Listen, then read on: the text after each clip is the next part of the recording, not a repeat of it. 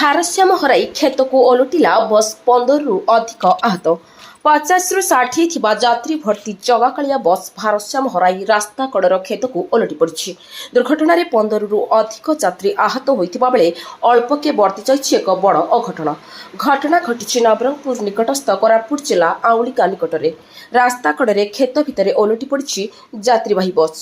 ବସ୍ର ଭଙ୍ଗା କାଚ, ଚାରିଆଡ଼େ ଛିନ୍ନ ବିଚ୍ଛିନ୍ନ ସାମଗ୍ରୀ ଆଉ ଆହତ ଯାତ୍ରୀଙ୍କ ଚିତ୍କାରରେ କମ୍ପି ଉଠିଥିଲା ସମଗ୍ର ଅଞ୍ଚଳ। ନବରଙ୍ଗପୁର ଜିଲ୍ଲା ଚନ୍ଦାହାଣ୍ଡିରୁ ଗୁଣପୁର ଅଭିମୁଖେ ଯାଉଥିବା ଜଗାକାଳିଆ ବସ୍ ନବରଙ୍ଗପୁରରେ ବିଳମ୍ବ ହୋଇଥିବାରୁ ଦ୍ରୁତଗତିରେ ଜୟପୁର ଅଭିମୁଖେ ଯାଉଥିଲା। ଆଉଳି ଗାଁ ନିକଟରେ ବସ୍ଟି ଭାରସାମ୍ୟ ହରାଇ ପ୍ରଥମେ ରାସ୍ତା କଡ଼ରେ ଥିବା ଡିଭାଇଡରକୁ ଧକ୍କା ଦେଇ କ୍ଷେତକୁ ଓଲଟି ପଡ଼ିଥିଲା। ଦୁର୍ଘଟଣା ପରେ ବସ୍ରେ ଥିବା ଯାତ୍ରୀଙ୍କ ମଧ୍ୟରେ ଭୟ ଖେଳି ଯାଇଥିଲା। କେହି ବସ୍ ଭିତରେ ଫସି ରହିଥିବା ବେଳେ କେହି ନିଜେ ବାହାରକୁ ଆସିଥିଲେ। ନିକଟସ୍ଥ କ୍ଷେତରେ କାମ କରୁଥିବା ଲୋକେ ସର୍ବପ୍ରଥମେ ଘଟଣାସ୍ଥଳରେ ପହଞ୍ଚି ଉଦ୍ଧାର କାର୍ଯ୍ୟ ଆରମ୍ଭ କରିଥିଲେ।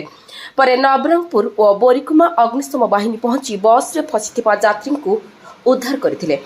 ଦୁର୍ଘଟଣାରେ 15ରୁ ଅଧିକ ଯାତ୍ରୀ ଆହତ ହୋଇଛନ୍ତି। ଆହତମାନଙ୍କୁ ନବରଙ୍ଗପୁର ଜିଲ୍ଲା ମୁଖ୍ୟ ଚିକିତ୍ସାଳୟ ଓ ବୋରିକୁମା ଚିକିତ୍ସାଳୟକୁ ପଠାଯାଇଛି। ଏପଟେ ବୋରିକୁମା ପୁଲିସ ଘଟଣାସ୍ଥଳରେ ପହଞ୍ଚି ଦୁର୍ଘଟଣାର କାରଣ ନେଇ ତଦନ୍ତ ଆରମ୍ଭ କରିଛି। ପ୍ରକୃତରେ କେଉଁ କାରଣରୁ ବସ୍ଟି ଭାରସାମ୍ୟ ହରାଇଲା ସେ ନେଇ ତଦନ୍ତ ଚାଲିଛି। ଆଜ୍ଞା ये काम तर जाऊଥିଲୁ ଆଉ ବସ୍ ରେ ବସିଲୁ ତାପରେ ସ୍ପିଡ୍ ଆଣିଲା ପଡ଼ିଗଲୁ ଆକ୍ସିଡେଣ୍ଟ କୋଉ ବସ୍ ରେ ଆସୁଥିଲେ କେମିତି ବାଜିଲା କୋଉଠି କୋଉଠି ବାଜିଛି ମୁଣ୍ଡରେ ବାଜିଛି କୋଉ ବସ୍ ରେ ଆସୁଥିଲେ ଚେକେବା ନବରଙ୍ଗପୁରରେ ରାଲି ଚାଲିଥିଲା। ତମ ନାଁ କଣ କାନୁ ଗୌଡ଼ କୋଉଠି ଆସୁଥିଲେ କଣ କରୁଥିଲେ ନବରଙ୍ଗପୁରରୁ କୋରାପୁଟ ଯାଉଥିଲେ। କଣ ହେଇଛି ପୁରା ଡିଟେଲ୍ସ କୁହ ଆଜ୍ଞା ତମ ନାଁ କଣ ମୋ ନାଁ କାନୁ ଗୌଡ଼ ଆଜ୍ଞା। କୋଉଠୁ ଆମେ ବ୍ରହ୍ମପୁରରୁ ଆସିଥିଲୁ ନବରଙ୍ଗପୁରରୁ ଏବେ କୋରାପୁଟ ଯାଇଥାନ୍ତୁ। କୋରାପୁଟରେ ବସିଲା ପରେ ନବରଙ୍ଗପୁର ବସଷ୍ଟାଣ୍ଡ ପାସ୍ ହେଲା ପରେ ଗୋଟେ ରାଲି ଚାଲିଥିଲା। ସେ ରାଲି ପାଖରେ ଗୋଟେ ଅଧଘଣ୍ଟା ବସ୍ ରହିଥିଲା, ଛାଡ଼ିଲେନି ତାକୁ।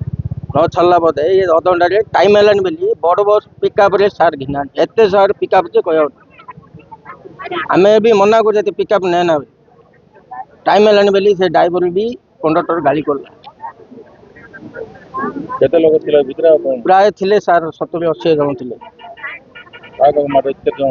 ମାଡ଼ ସାର୍ ଆମର 15 ଜଣରୁ ଆମର 7-8 ଜଣ ମାଡ଼ ହେଇଛି। ପିଲା ଯାକ ଛୋଟ ପିଲା ଯାକ ମାଡ଼ ହେଇଛି।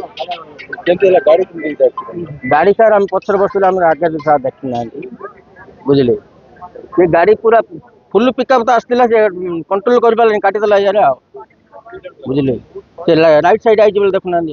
ମୋର ବଞ୍ଚିଛୁ ସାର୍, ମୋର ଛୋଟ ପିଲା ଯାକୁ ମରୁ ମୁଁ ବଞ୍ଚେଇଛି ତାକୁ। କଣ ହେଇଛି ମାନେ ଆମେ ସବୁ ନବରଙ୍ଗପୁର ଆସିଥିଲୁ। ସିଏ କଣ କଲା ନା ତାକୁ ସମସ୍ତେ କହୁଛନ୍ତି କି ବସ୍ କଣ୍ଟ୍ରୋଲ କର, ତଥାପି ସେ ଶୁଣିଲେନି। ମାନେ ଏମିତି ବାଡେଇକି ଆଣିଛନ୍ତି ସିଧା ସେ ସେପଟେ ଲଉଟେଇ ଦେଇଛନ୍ତି। ମାନେ ତମ ଟାଇମିଂ ଚକ୍କରରେ ସେ ଇଏ କଲେ। ତାକୁ ସାମାନ୍ୟ ଟାଇମିଂ ପାଇଁ ବୋଲି ସେ ଛୁଆ ପିଲାମାନେ କିଛି ଦେଖିଲେନି। ଛୋଟ ପିଲା ଯେ ଆମେ ଧରିକି ଆସିଥିଲୁ, ସେଇଥିରେ ବି ସେମାନେ ବୁଝିଲେନି, ଆଣିକି ସ୍ପିଡରେ ବାଡେଇ ଦେଲେ ସେ ଟିକେ। କଣ ବାଜିଛି କଣ ହେଇଛି ହଁ, ପିଲାମାନଙ୍କୁ ଆମ ଛୁଆ ମାନଙ୍କର ନାକ ବାକ ମୋ ବୁଢୀ ମାଙ୍କ କରିକି ସବୁ ପାଟି ଫାଟିଛି। ଛୁଆ ମାନଙ୍କୁ ବାଜିନି, ଭଲ ହେଇଛି। ଆମର 13 ଜଣ। ଗାଡିରେ ଆମେ ତ ମୁଁ ଜାଣିନି, କାଉଣ୍ଟିଂ କରିନି। ଆମର 13 ଜଣ ଥିଲେ। ନବରଙ୍ଗପୁର ଜିଲ୍ଲା ଉମରକୋଟରୁ ଅଭିଷେକ ବେହେରାଙ୍କ ରିପୋର୍ଟ, ଜୟପୁର ବ୍ରେକିଂ।